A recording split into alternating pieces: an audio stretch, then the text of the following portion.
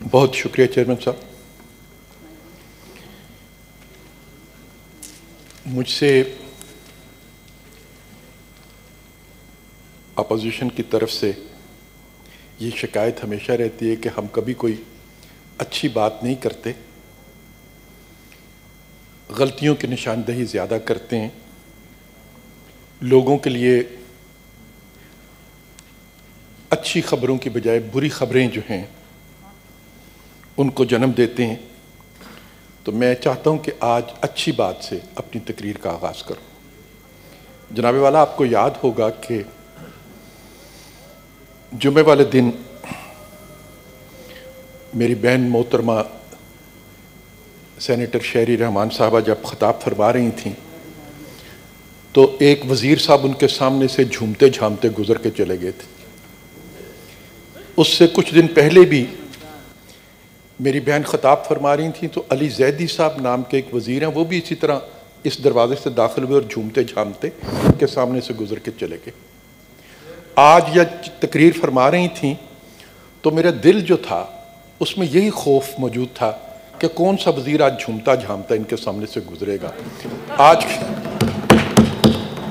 آج کی اچھی خبر یہ ہے کہ کوئی وزیر، آج کی اچھی خبر محسن بھائی یہ ہے، ان کے سامنے سے نہیں گزرا، اپنی خیر منائے، ایسا نہ ہو جائے آ جائے کوئی. جی پرویز صاحب، میں تو سر برداشت کرنے والا ہوں.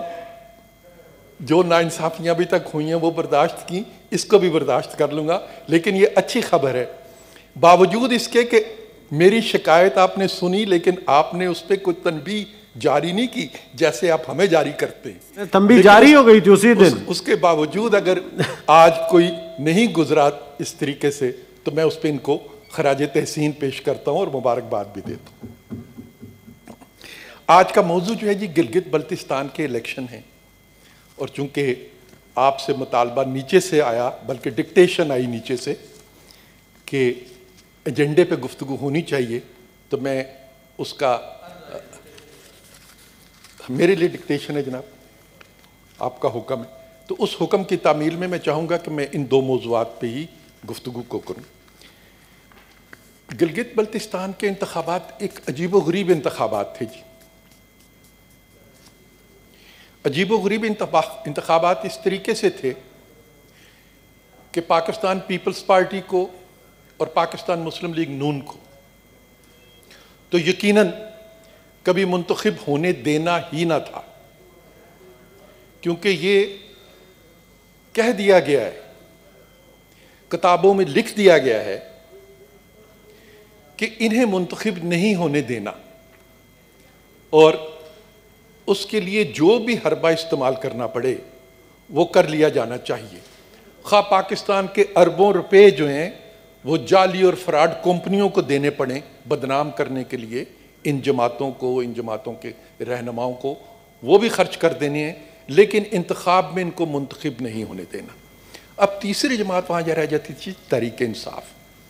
پاکستان کے عوام کی کیا چوائس ہو سکتی ہے سیاسی جماعتوں میں سے کہ وہ تین بڑی سیاسی جماعتیں جو ہیں، جمعیت علماء اسلام بھی ہے، جماعت اسلامی بھی ہے، 4-5 بڑی جماعتیں ہیں، عوامی نیشنل پارٹی بھی ہے، 6ٹھی جماعت بھی ہے، ان 6 جماعتوں میں سے کسی ایک جماعت کو اپنا ووٹ دیں.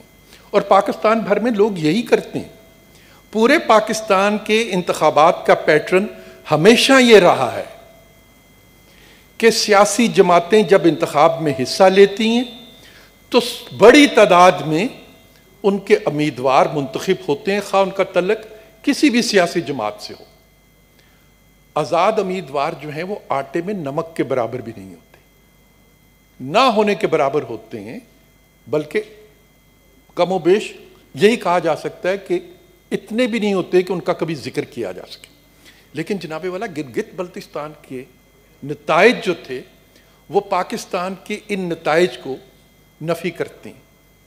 خود گلگت بلتستان اپنے جو ماضی کے انتخابات تھے اس میں جو ان کی روش رہی اس کی بھی وہ نفی کرتے ہیں، کیونکہ اس سے پہلے وہ سیاسی جماعتوں کو ہی منتخب کرتے تھے. اس دفعہ انہوں نے آزاد امیدواروں کو منتخب کیا. چلیں، پاکستان پیپلز پارٹی کو انہوں نے منتخب نہیں کیا، پسند نہیں کرتے ہوں گے، نہیں کیا، یہ ان کی آزادی ہے. پاکستان مسلم لیگ نون کو منتخب نہیں کیا. وہ پاکستان مسلم لیگ نون سے خوش نہیں تھے, نہیں کیا. یہ ان کی آزادی ہے, وہ نامنتخب کریں کسی کو. تحریک انصاف کو بھی انہوں نے منتخب نہیں کیا. کیوں نہیں کیا؟ کیونکہ جو پاکستان میں 2.5 سال کی ان کی کارکردگی تھی, اس کے بعد یقیناً کسی کو انہیں ووٹ نہیں دینا چاہیے. گلگت بلتستان کے لوگوں نے بھی ان کو ووٹ نہیں دیا. اپنے آزاد امیدوار انہوں نے جتا لیے. لیکن جناب والا, وہ آزاد امیدوار جیتنے کے بعد کرتے کیا ہیں کہ جس جماعت کو وہ صوبے کے عوام ووٹ نہیں کرنا چاہتے, جس جماعت کو وہ ہرا کے آزاد امیدوار انتخاب جیتتا ہے, وہ اسی جماعت میں شامل ہو جاتا ہے اور گلگت بلتستان میں ان کی حکومت بن جاتی ہے یا بنوا دی جاتی ہے.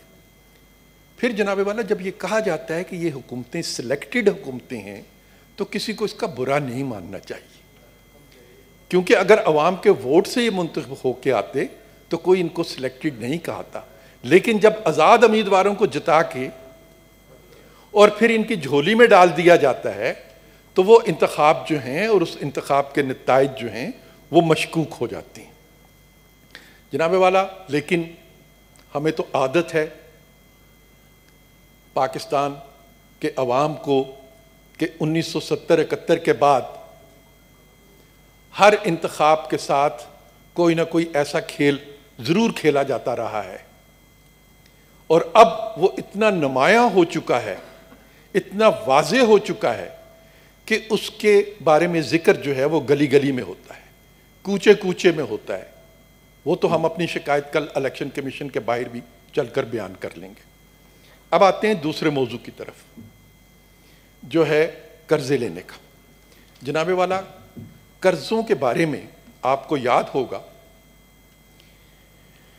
کہ آج سے تقریباً 1.5 سال پہلے جون کے مہینے میں وزیر اعظم صاحب نے ایک قرضہ کمیشن تشکیل دیا تھا.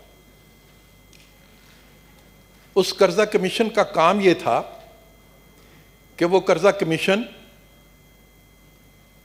ماضی کی حکومتیں جو ہیں ان کے جو لیے ہوئے قرضے ہیں ان کے بارے میں عوام کو آگاہ کرے گا کہ وہ قرضہ کہاں پہ خرچ کیا گیا. اور اس کمیشن کو وقت دیا گیا تھا 6 مہینے کا. جون میں کمیشن بنا, 6 مہینے کا وقت دیا گیا. اس کا مطلب ہے کہ دسمبر تک اس کمیشن کو اپنی ایک رپورٹ جاری کرنی تھی. جناب والا, اب تقریباً اس بات کو 1.5 سال گزر چکا ہے. اس کمیشن کی رپورٹ نہیں آئی, چونکہ ماضی میں جن حکومتوں کے قرضے کی چھان بین ہونی ہے ان جماعتوں کے ساتھ میرا تعلق ہے. میں اس میں سے ایک جماعت کا کارکن ہوں, دوسری جماعت کے کارکن بھی یہاں پر بیٹھے ہیں. ہم نے کبھی ایک دفعہ بھی نہیں کہا تھا کہ یہ قرضہ کمیشن نہ بنائیے. ہم نے کبھی ایک دفعہ بھی نہیں کہا کہ اس قرضہ کمیشن کی رپورٹ کو روکا جائے. ہم بے تابی سے اس قرضہ کمیشن کی رپورٹ کے انتظار میں ہیں. ہم چاہتے ہیں کہ اس قرضہ کمیشن کی رپورٹ جو ہے وہ پاکستان کے عوام کے سامنے پیش کی جائے کہ کتنے قرض لیے گئے اور وہ قرض کہاں کہاں پر استعمال ہوئے, تاکہ جو جھوٹ کے الزامات لگائے جاتے ہیں, جو پاکستان کے عوام کو گمراہ کیا جاتا ہے یہ بتا کے کہ تمہارے نام پر لیے ہوئے قرضے سیاستدانوں کی جیبوں میں چلے جاتے ہیں, اس جھوٹ کو بے نقاب کیا جا سکے. اور اس کے ساتھ ساتھ اب ایک مطالبہ میں اس میں اضافہ کر دیتا ہوں کہ جو قرضہ کمیشن تشکیل دیا گیا ہے, جو ابھی تک مفلوج یا معذور ہے, کام کرنے کے قابل نہیں ہے, جناب والا اس کو دوبارہ اہل بنائیں کہ وہ اپنا کام کرے, اور 2.5 سال اپنے حکومت کے بھی اس میں شامل کریں. 5 سال پاکستان پیپلز پارٹی کے, 5 سال پاکستان مسلم لیگ نون کے, اور 2.5 سال عمران خان صاحب کی حکومت کے. جو قرضے ان 10 سالوں میں لیے گئے اور جو قرضے ان 2.5 سالوں میں لیے گئے, دونوں کا حساب پاکستان کے عوام کے سامنے پیش کرنا چاہیے. وہ اس لیے ضروری ہے وہ اس لیے ضروری ہے جناب والا، میں یہ مطالبہ اس لیے کر رہا ہوں، وہ اس لیے ضروری ہے کہ 2018 میں جب یہ حکومت قائم ہوتی ہے یا قائم کی جاتی ہے تو قرضہ تھا پاکستان پر 30,000 ارب روپے کا، آج ہے پاکستان پہ قرضہ 45,000 ارب روپے کا۔ خان صاحب کی یہ تقریریں ریکارڈ پر موجود ہیں کہ وہ کہتے ہیں کہ 72 سالوں میں 6,000 ارب قرضہ لیا گیا تھا اور 72 سالوں میں 6,000 ارب قرضہ لیا گیا، یہ عمران خان صاحب کی تقریر، اور 10 سالوں میں 24,000 ارب قرضہ لیا گیا، یہ وہ فرماتے تھے۔ 24 اور 6 30 بن گئے، اب جناب قرضہ ہو گیا 45، یعنی 15,000 ارب روپیہ قرضہ جو ہے وہ موجودہ حکومت نے لیا ہے، اور یہ میرے اعداد و شمار نہیں ہیں جناب والا، یہ سارے اعداد و شمار اسٹیٹ بینک آف پاکستان کے ہیں، یہ سارے اعداد و شمار میرے جو 2 محترم دوست یہاں پہ بیٹھے ہیں ان سے تعلق رکھنے والی وزارتوں کے ہیں۔ 15,000 روپیہ جب آپ قرضہ لیتے ہیں 2.5 سالوں میں، یعنی 70-72 سالوں میں 30,000 ارب اور صرف 2.5 سالوں میں 15,000 ارب، یعنی جتنا قرضہ پاکستان نے اپنی پوری زندگی میں لیا اس سے آدھا قرضہ آپ نے صرف 2.5 سالوں میں لے لیا۔